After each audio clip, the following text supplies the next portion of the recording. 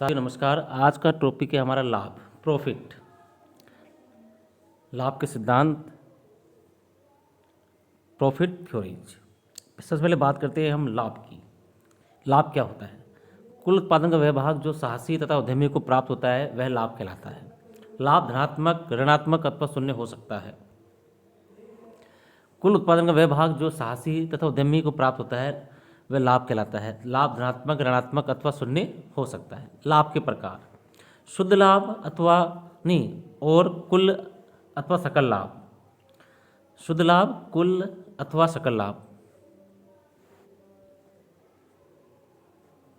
शुद्ध लाभ, इसमें निम्न तत्व शामिल होते हैं: समन्वय का पुरस्कार, अनिश्चितता का पुरस्कार, नवप्रवर्तन का पुरस्कार।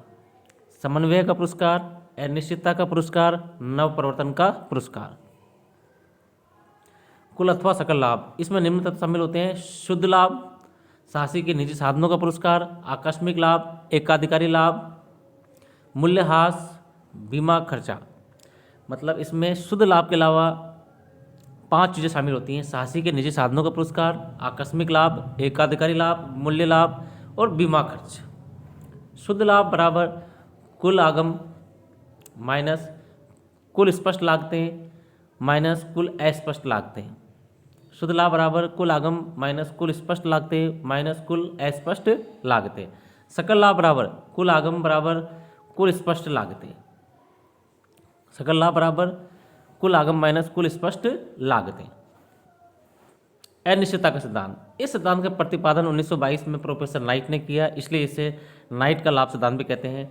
प्रोफेसर नाइट का कहना है कि लाभ व्यवसाय में उत्पन्न होने वाली उन जोखिमों का पुरस्कार है जिनका बीमा नहीं हो सकता, अतः लाभ अनिश्चितता वहन करने का पुरस्कार है। इस सिद्धांत का प्रतिपादन 1922 में प्रोफेसर नाइट ने किया, इसलिए इसे नाइट का सिद्धांत भी कहते हैं। प्रोफेसर नाइट का कहना है कि लाभ व्यवसाय में उत्पन्न होने वाली उन जोखिमों का पुरस्कार है जिनका बीमा नहीं हो सकता, अतः लाभ अनिश्चितता वहन करने का पुरस्कार है। प्रोफेसर नाइट ने जोखिमों को निम्न भागों में बांटा है। जोखिम के प्रकार: बीमा योग्य जोखिम, गैर बीमा योग्य जोखिम है। बीमा योग्य जोखिम है, गैर बीमा योग्य जोखिम है। बीमा योग्य जोखिम है: आग लगना, दुर्घटना, चोरी, प्राकृतिक विपदाएं। आग लगना, दुर्घटनाएं, चोरी और प्राकृतिक विपदाएं। गैर बीमा योग्य जोखिम है: फैशन परिवर्तन, व्यापार चक्र, नई तकनीक, सरकारी नीतियाँ। फैशन परिवर्तन, व्यापार चक्र, नई तकनीक, सरकारी नीतियाँ। अब हम दूसरे सिद्धांत की बात करेंगे, जोखिम का सिद्धांत। लाभ के जोखिम का सिद्धांत प्रोफेसर हाले ने दिया। इसके अनुसार साहसी का प्रमुख कार्य जोखिम उठाना है, अतः लाभ जोखिम उठाने का पुरस्कार है। साहसी जोखिम तभी उठाएगा जब उसे लाभ प्राप्त करने का लालच हो। लाभ के जोखिम सिद्धांत का प्रतिपादन प्रोफेसर हाले ने किया। इसके अनुसार साहसी का प्रमुख कार्य जोखिम उठाना है, अतः लाभ जोखिम उठाने का पुरस्कार है। साहसी जोखिम तभी उठाएगा जब उसे लाभ प्राप्त करने का लालच हो। जोखिम के प्रकार: एक व्यवसाय में 3 प्रकार के जोखिम में हो सकती है। प्रतिवर्ष खराब मशीनों की जगह नई मशीनें लगाई जाए,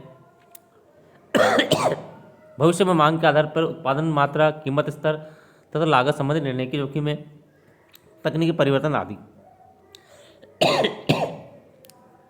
पहला है प्रतिवर्ष खराब मशीनों की जगह नई मशीनें लगाई जाए, भविष्य में मांग के आधार पर उत्पादन मात्रा, कीमत स्तर तथा लागत संबंधी निर्णय की जोखिम है, 3 तकनीकी परिवर्तन आदि। विभिन्न व्यवसायों में जोखिम की मात्रा में अंतर होता है। जितना अधिक जोखिम होगा उतना ही साहसी अधिक लाभ की अपेक्षा करेगा। अर्थात किसी भी उद्योग में लाभ प्रबंधन का पुरस्कार नहीं है बल्कि जोखिम उठाने का पुरस्कार है, जो कि व्यवसाय को चलाने वाला उठाता है। किसी भी उद्योग में लाभ प्रबंधन का पुरस्कार नहीं बल्कि जोखिम उठाने का पुरस्कार है, जो कि व्यवसाय को चलाने वाला उठाता है। शुम्पीटर का नवप्रवर्तन सिद्धांत। लाभ का नवप्रवर्तन सिद्धांत प्रोफेसर शुम्पीटर के द्वारा दिया गया है। शुम्पीटर के अनुसार लाभ की उत्पत्ति केवल नए नए आविष्कारों, अन्वेषणों या नवप्रवर्तनों के कारण होती है। नवप्रवर्तन के विभिन्न रूप हो सकते हैं: नई मशीनों का आविष्कार व प्रयोग, कच्चे माल के नए स्रोतों की खोज, नए बाजारों की खोज, विज्ञापनों के लिए नए तरीकों की खोज, उद्योगों को नए ढंग से व्यवस्थित करना, उत्पादन के साधनों के नए स्रोतों को ढूंढना। ये पदवार देखेंगे: नई मशीनों के आविष्कार व प्रयोग, कच्चे माल के नए स्रोतों की खोज, नए बाजारों की खोज, विज्ञापन के लिए नए तरीकों की खोज, उद्योगों को नए ढंग से व्यवस्थित करना, उत्पादन के साधनों के नए स्रोतों को ढूंढना। लाभ के नवप्रवर्तन का कारण और परिणाम। लाभ के कारण साहसी नवप्रवर्तन का कार्य करता है। तथा नवप्रवर्तन के कारण अधिक लाभ उत्पन्न होता है।